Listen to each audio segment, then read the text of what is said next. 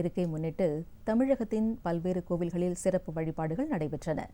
கும்பகோணத்தில் காவிரி மற்றும் அரசாற்றங்கரையில் வழக்கமான உற்சாகத்துடன் குடும்பமாக உற்றார் உறவினர்கள் நண்பர்களுடன் ஆடிப்பெருக்கு விழா சிறப்பாக கொண்டாடப்பட்டு வருகிறது. புதுமண தம்பதியினர் உள்ளிட்ட ஏராளமானோர் படித்துறைகளில் வாழை இலையில் பழங்கள், தேங்காய், மங்கலப் பொருட்கள் வைத்து வழிபாடுகளை மேற்கொண்டனர். திருவாரூர் தியாகராஜர் கோவிலுக்கு சொந்தமான கமலாலய குளத்தில் பெண்கள் ஆடிப்பெருக்கை கொண்டாடி வருகின்றனர். புதுமண தம்பதிகள் திருமணத்தன்று இருவரும் மாற்றிக்கொண்ட மாலையை குளத்தில் விட்டு காவிரி தாயை வணங்கினர். கமலாலயம் குளம் புகழ்பெற்ற தலம். இங்கே காவேரி தாயை கும்புற ஆடி 18க்கு இங்கே எல்லாருமே கமலாலய குளத்தில் ஆடி 18 சிறப்பாக கொண்டாடுவாங்க.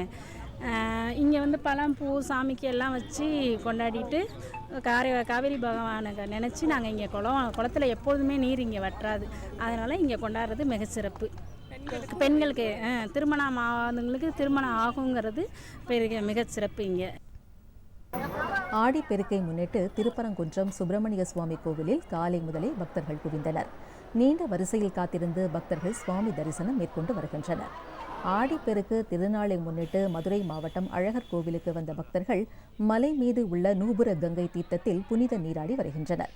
பக்தர்கள் பழமுதிர்ச்சோலை முருகன் கோவில், கள்ளழகர் திருக்கோவில், 18ஆம் படி கருப்பண்ண சுவாமி கோவில் ஆகியவற்றில் நீண்ட வரிசையில் காத்திருந்து சுவாமி தரிசனம் செய்து வருகின்றனர். அரியலூர் மாவட்டம் திருமழப்பாடி கொள்ளிடம் கரையில் பெண்கள் ஆடிப்பெருக்கை கொண்டாடி வருகின்றனர். புதுமண தம்பதிகள் திருமணத்தன்று இருவரும் மாற்றிக்கொண்ட மாலையை குளத்தில் விட்டு இருவரும் தாலி கயிறு கட்டிக்கொண்டு காவிரி தாயை வணங்கி உற்சாகமாக கொண்டாடி வருகின்றனர்.